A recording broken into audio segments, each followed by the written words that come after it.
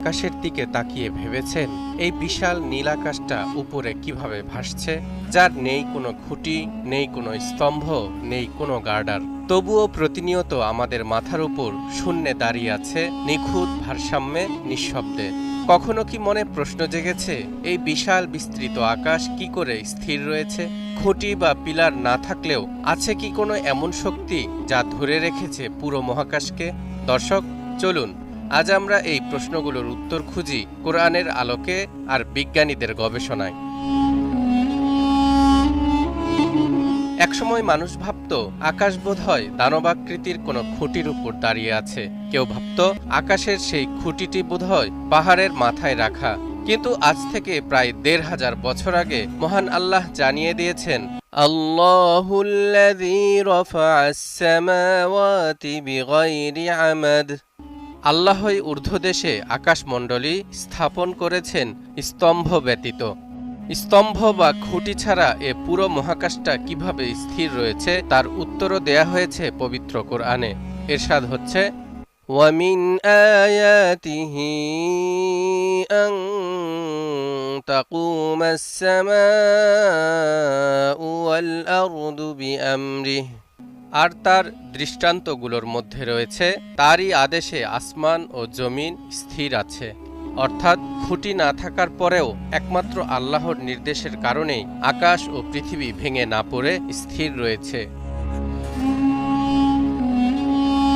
একসময় অবিশ্বাসীরা প্রশ্ন করতে শুরু করল, আকাশ কি শক্ত কিছুর তৈরি যে তা স্তম্ভ বা পিলার দিয়ে সমুন্নত রাখতে হবে? এই প্রশ্নের উত্তর জানতে হলে আগে আমাদের জানতে হবে কোরআনে আকাশ বলতে আসলে কি বোঝানো হয়েছে। কোরআনে আকাশ কথাটি ব্যাপক অর্থে ব্যবহৃত হয়েছে। যেমন বায়ুমণ্ডলের ভেতরের অংশ যেখানে মেঘ ভাসমান থাকে সেই স্থানকে আকাশ বলা হয়েছে। ওয়াআনজালা মিনাস সামাই মাআ। আর আকাশ থেকে তিনি পানি বর্ষণ করেন। সৌরজগৎসমূহ ও নিকটবর্তী দৃশ্যমান মহাশূন্যকেও আকাশ বলা হয়েছে। যেমন ওয়ালাকাদ যায়্যানাস সামাআদ দুনিয়া বিমাসাবিহ। আমি সর্বনিম্ন আকাশকে প্রদীপমালা দ্বারা সুসজ্জিত করেছি। আবার সমগ্র মহাবিশ্বকেও আকাশ বলা হয়েছে। যেমন আল্লাহুল্লাযী খালাকাস সামাওয়াতি ওয়াল আরদা ওয়া মা বাইনাহুমা ফি সিত্তাতি আইয়াম। আল্লাহ যিনি নভমণ্ডল, ভূমণ্ডল ও এতদুভয়ের মধ্যবর্তী সবকিছু ৬ দিনে সৃষ্টি করেছেন। কাজেই আকাশ দ্বারা বিভিন্ন পরিমাণের এলাকাকে বোঝানো হয়েছে। অতএব সৌরজগৎ, গ্যালাক্সি, ক্লাস্টার সবগুলো এলাকাই আকাশমণ্ডলীর অন্তর্ভুক্ত। আর এই আকাশমণ্ডলীর বিভিন্ন উপাদান হচ্ছে নক্ষত্রপুঞ্জ, গ্রহ, উপগ্রহ ইত্যাদি। ১১ শতকে বিখ্যাত মুসলিম বিজ্ঞানী আল বিরুনি জানান, গ্রহ নক্ষত্র প্রতিটির রয়েছে নির্দিষ্ট ভর বা ওজন। একটি স্তম্ভের কাজ হচ্ছে কোনো ভারী বোঝা উপরে তুলে ধরা। সেজন্যই আল্লাহ বলেছেন তিনি দৃশ্যমান খুঁটি ছাড়াই আকাশ স্থাপন করেছেন, যাতে তার ক্ষমতা প্রকাশ পায়।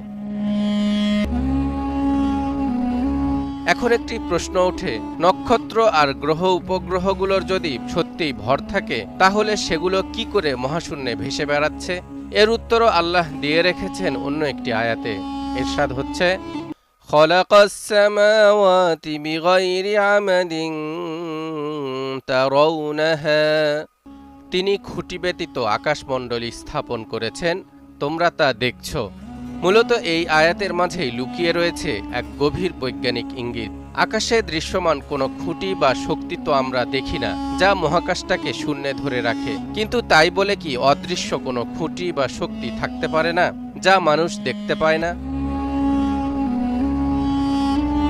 বিজ্ঞানের অগ্রগতির সাথে সাথে আমরা জেনেছি মহাবিশ্বে আছে লক্ষ কোটি গ্যালাক্সি, প্রতিটিতে আবার কোটি কোটি নক্ষত্র। তারা সবাই আবার একে অপরকে কেন্দ্র করে ঘুরছে, কিন্তু কোথাও কোনো বিশৃঙ্খলা নেই। তাহলে এই সুবিশাল গ্রহ নক্ষত্রগুলোর ভারসাম্য ধরে রাখে কে? কি এমন শক্তি যা এই আকাশ নামক মহাবিশ্বকে ধরে রেখেছে?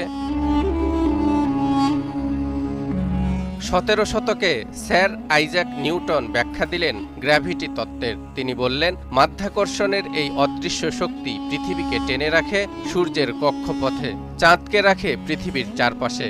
তবে এর মধ্যেও আছে রহস্য। আরেক বিজ্ঞানী আলবার্ট আইনস্টাইন দেখালেন, মহাকর্ষ শুধু শক্তি নয়, এটি স্পেস ও টাইমকে বাঁকিয়ে দেয়। বিশাল কোনো বস্তু যেমন সূর্য তার চারপাশের সময় ও স্থানকে এমনভাবে বাঁকিয়ে দেয় যাতে ছোট বস্তুগুলো বাধ্য হয় তাকে ঘিরে ঘুরতে। এটাই সেই অদৃশ্য শক্তি যা কোনো খুঁটির মতোই কাজ করছে। তবে দর্শক, এছাড়াও মহাকাশে এমন কিছু শক্তির উপস্থিতি রয়েছে যা বিজ্ঞানীরা আজও পুরোপুরি ধরতে পারেননি, যেমন ডার্ক ম্যাটার। এটি এমন এক রহস্যময় পদার্থ যা দৃশ্যমান কিছু না হয়েও মহাবিশ্বকে আঁকড়ে ধরে রেখেছে।